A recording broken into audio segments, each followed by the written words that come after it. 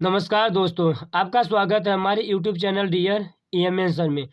दोस्तों, आज के इस वीडियो में वृत्तों से संबंधित कुछ इम्पोर्टेंट प्रश्न बताएंगे जो बोर्ड पेपर के लिए बहुत ही इम्पोर्टेंट है। इसके पहले वीडियो में कुछ इम्पोर्टेंट फार्मूला बताए थे। अगर आपने मेरा वो वीडियो नहीं देखा है तो मेरे चैनल के प्लेलिस्ट में जाएंगे तो आपको वो वीडियो मिल जाएगा। चलो स्टार्ट करते हैं। प्रश्न नंबर 1 है, दो वृत्तों की त्रिज्याएं क्रमशः 8 सेमी और 6 सेमी है। उस वृत्त की त्रिज्या ज्ञात कीजिए जिसका क्षेत्रफल इन दोनों वृत्तों के क्षेत्रफलों के योग के बराबर है। तो पहले मान लेंगे, माना पहले वृत्त की त्रिज्या, माना पहले वृत्त की त्रिज्या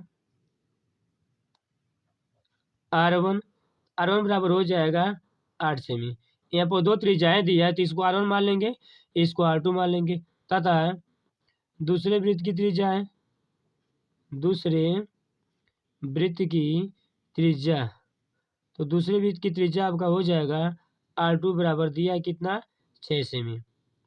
अब क्या कह रहा है, उस वृत्त की त्रिज्या ज्ञात कीजिए जिसका क्षेत्रफल, मतलब एक नए वृत्त का बात हो रहा है। तो मान लेंगे, माना नए वृत्त की त्रिज्या R है, माना नए वृत्त की त्रिज्या क्या है, R है। प्रश्नानुसार कहने का मतलब प्रश्न में जो कह रहा है, क्या कह रहा है, उस वृत्त की त्रिज्या ज्ञात कीजिए जिसका क्षेत्रफल इन दोनों वृत्तों के क्षेत्रफल के बराबर। कहने का मतलब जो नए वृत्त का क्षेत्रफल है इन दोनों वृत्तों के क्षेत्रफल के बराबर। तो प्रश्नानुसार लिखेंगे नए वृत्त का क्षेत्रफल, तो नए वृत्त का क्षेत्रफल बराबर हो जाएगा आपका पहले वृत्त का क्षेत्रफल, पहले वृत्त का क्षेत्रफल प्लस दूसरे वृत्त का क्षेत्रफल, दूसरे वृत्त का क्षेत्रफल। तो वृत्त का क्षेत्रफल का सूत्र होता है पाई आर स्क्वायर। तो त्रिज्या आर माने हो तो आर हो जाएगा पाई आर स्क्वायर। तो पहले वृत्त की त्रिज्या, तो पाई त्रिज्या माने हो R1, तो यहाँ हो जाएगा आपका R1 स्क्वायर प्लस हो जाएगा पाई R2 स्क्वायर। पाई यहाँ पर कॉमन है तो हो जाएगा पाई R2 स्क्वायर इक्वल टू हो जाएगा पाई R1 स्क्वायर प्लस आपका हो जाएगा R2 स्क्वायर। पाई से पाई कट गया, R1 स्क्वायर बराबर, देखिए R2 स्क्वायर यहाँ पर है तो R1 का मान दिया कितना 8 सेमी, यहाँ लिख देंगे हम 8 का वर्ग प्लस R2 का मान कितना दिया 6 का वर्ग। 8 का वर्ग होता है 64, 6 का वर्ग होता है 36।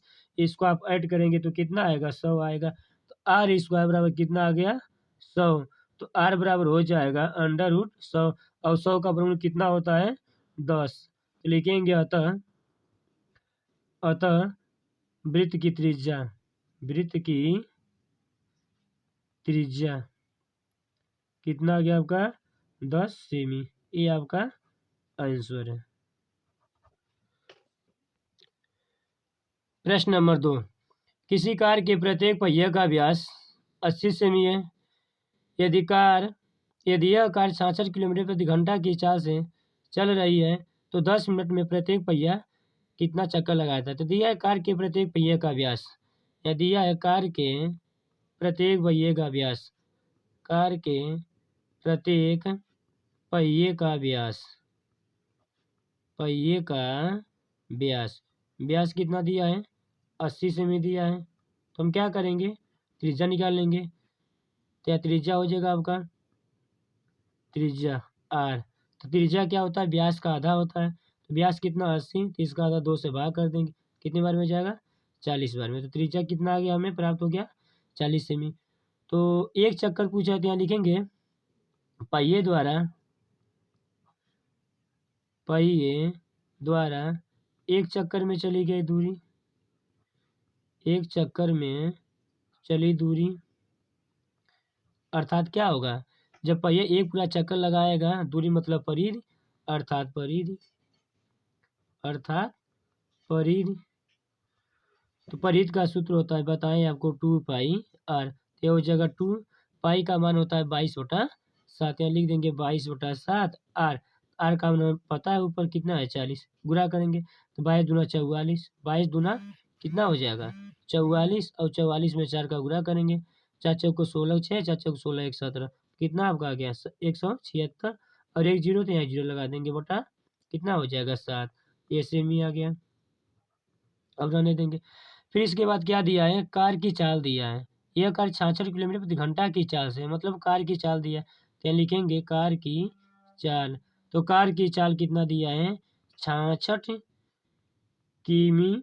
किलोमीटर प्रति घंटा दिया है।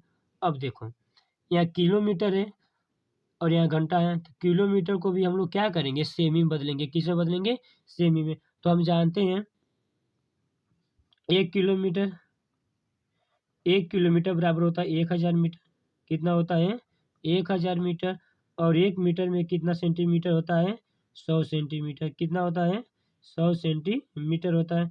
तो 1 किलोमीटर बराबर 1000 मीटर होता है और 1 मीटर में 100 सेंटीमीटर होता है। तो किलोमीटर को हमको किस में चेंज करना है, सेमी में चेंज करना है। तो पहले किलोमीटर को मीटर में चेंज करेंगे तो 1000 होगा, और फिर मीटर को सेमी में बदलेंगे तो 2 जीरो इसमें और आ जाएगा। तो इसको हम लिख सकते हैं 66 गुणे, तो ये आपका हो जाएगा कितना, 3 जीरो यह और 2 जीरो, तो 5 जीरो, 1 2 3 4 5 जीरो बटा घंटा है, तो घंटा को मिनट में चेंज करेंगे तो कितना हो जाएगा, 60। तो ये आपका हो गया सेमी प्रति क्या हो गया, मिनट हो गया।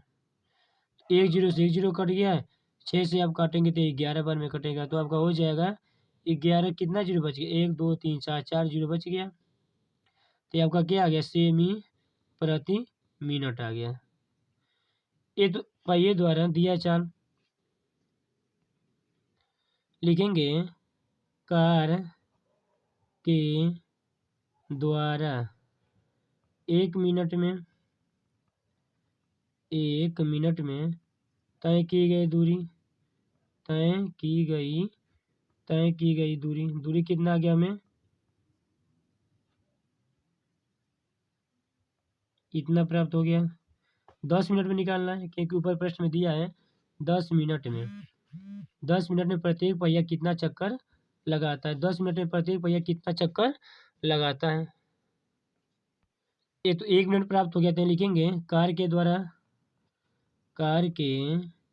द्वारा 10 मिनट में, 10 मिनट में तय की गई दूरी, तय की गई दूरी। तो इसमें 10 का गुणा हो जाएगा,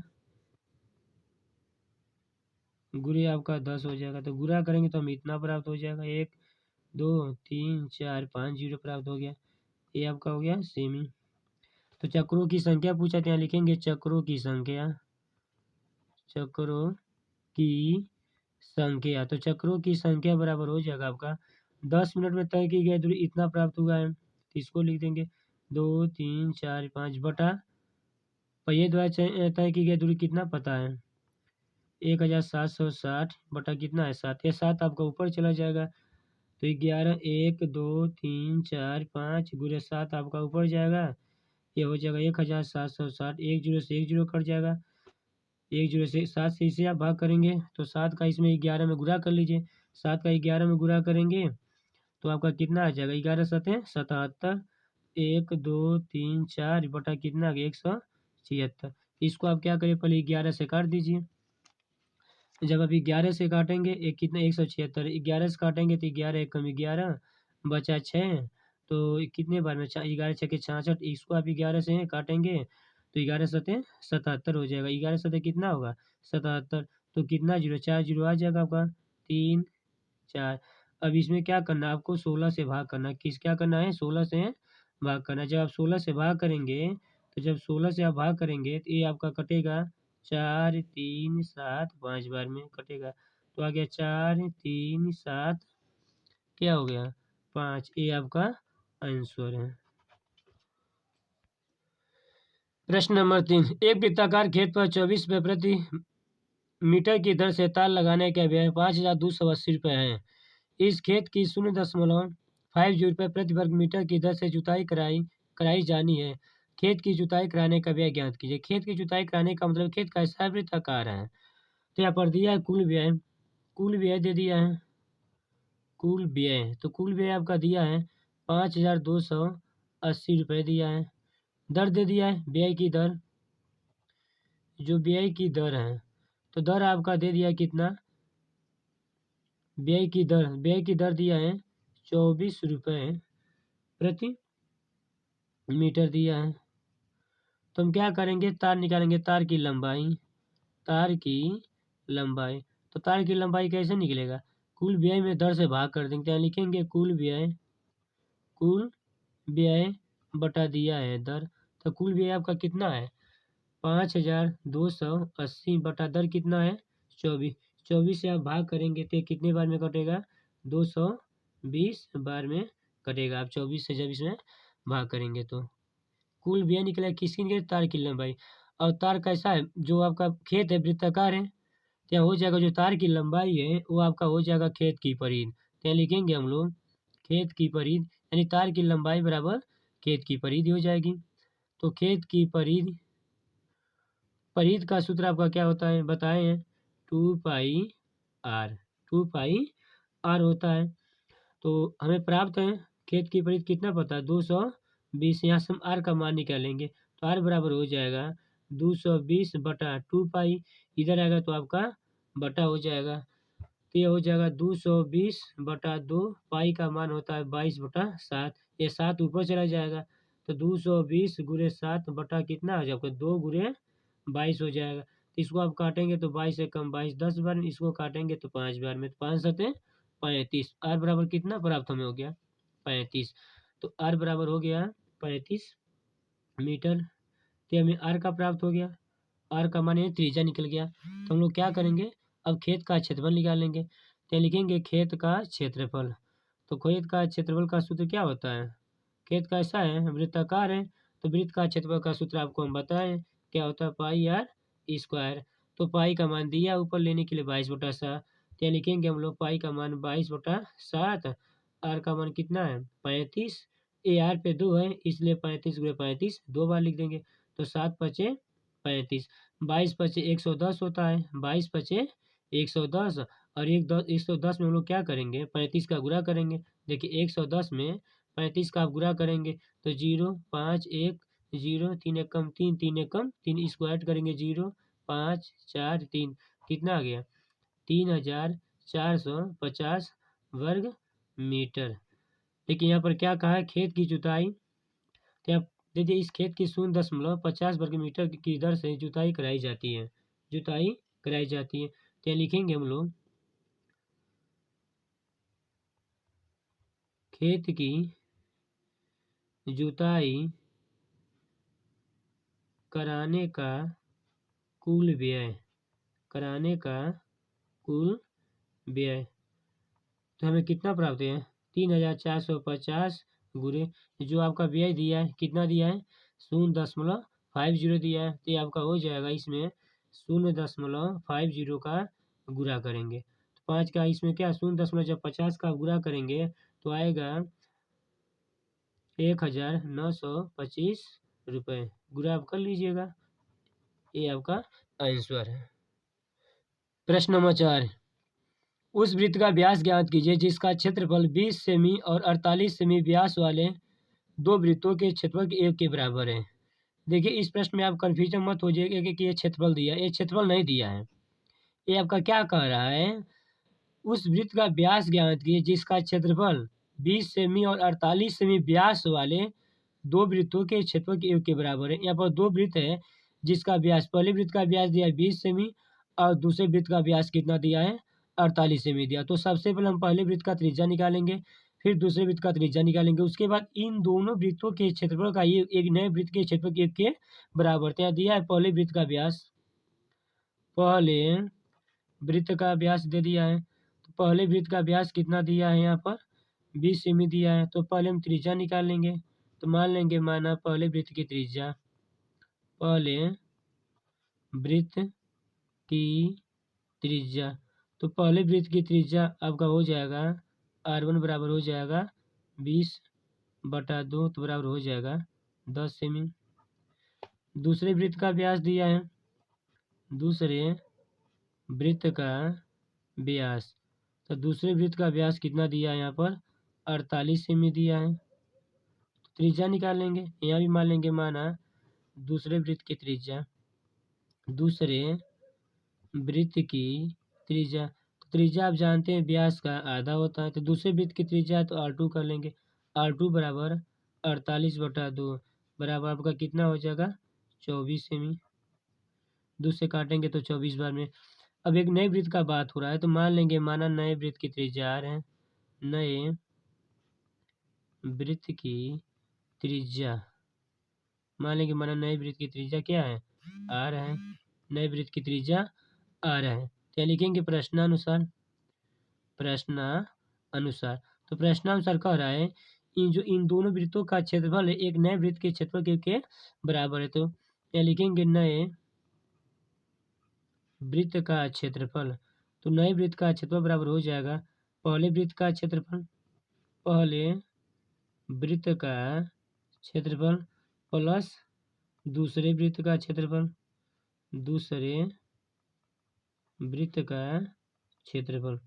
क्या लिखा गया है, नए वृत्त का क्षेत्रफल बराबर पहले वृत्त का क्षेत्रफल धन दूसरे वृत्त का क्षेत्रफल। तो नए वृत्त का क्षेत्रफल का सूत्र क्या होता है, पाई r स्क्वायर। यहाँ आपका पाई त्रिज्या r1 है तो r1 स्क्वायर, ये प्लस हो जाएगा पाई r2 स्क्वायर। यहाँ पाई कामन ले लेंगे तो ये हो जाएगा पाई r स्क्वायर। पाई कामन लेंगे तो यहाँ पर हो जाएगा r1 square plus r2 square. पाई से पाई कट जाएगा तो r स्क्वायर, देखिए यहाँ पर क्या बच गया आपका r1 square plus r2 square. r1 का मान पुट कर दीजिए, r1 का मान हमें पता है कितना 10, तो आपका हो जाएगा 10 पे 2।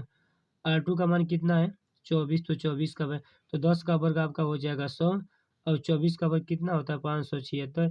इसको आप जोड़ेंगे तो 600 कितना हो जाएगा, 600 कितना हो जाएगा 600 आपका 76 हो जाएगा। तो r स्क्वायर बराबर कितना प्राप्त हो गया हमें 676।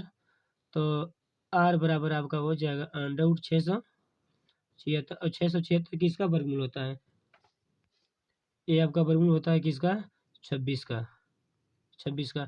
यानी त्रिज्या हमें कितना प्राप्त हो गया r बराबर 26 सेमी। तो हमसे क्या पूछा था, कहा था व्यास ज्ञात करने के लिए। देखिए ऊपर क्या कहा है, उस वृत्त का व्यास ज्ञात करने के लिए। तो हम जानते हैं व्यास बराबर होता है व्यास,